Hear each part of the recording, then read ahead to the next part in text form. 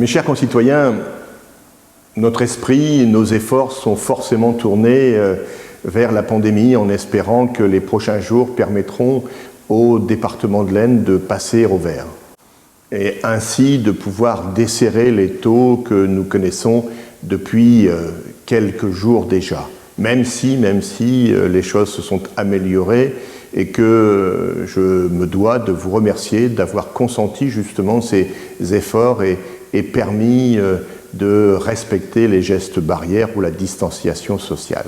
Cela veut dire que l'activité doit reprendre, qu'elle a déjà repris pour une part dans les entreprises, dans les écoles, dans les magasins, bref, nous essayons non pas d'oublier le coronavirus, mais de vivre avec, ce qui est différent. Cela veut dire aussi que nous devons poursuivre la modernisation de cette ville. Et dans les prochaines semaines, nous allons engager, comme cela a été prévu, la rénovation, la requalification urbaine de l'entrée de la place Victor Hugo. Nous allons supprimer les feux tricolores pour assurer davantage de fluidité. Nous allons aménager un nouveau giratoire et profiter de l'occasion pour refaire ou faire l'assainissement qui faisait défaut sur la place Pasteur où doit s'installer la future maison France Service. Cela veut dire que nous allons engager une concertation, une explication, recevoir vos avis le cas échéant, mais également vous informer sur le démarrage du chantier. 2 réunions publiques sont prévues le 2 juin et le 4 juin, l'une pour les commerçants, l'autre pour les riverains, afin justement de préserver les gestes barrières.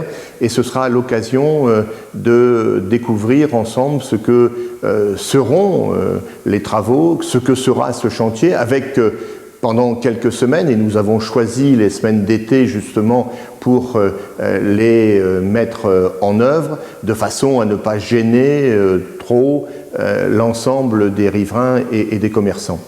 C'est un chantier important.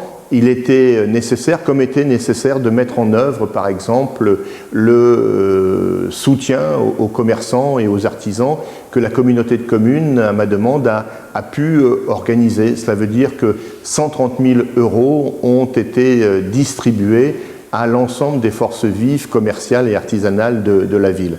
Et ce chantier, subventionné par l'État, par la région et le département, représente un investissement de 562 000 € et les travaux d'assainissement de 130 000 €. Voilà, la vie doit continuer, nous devons continuer à moderniser le centre-ville pour justement faire battre le cœur de la cité.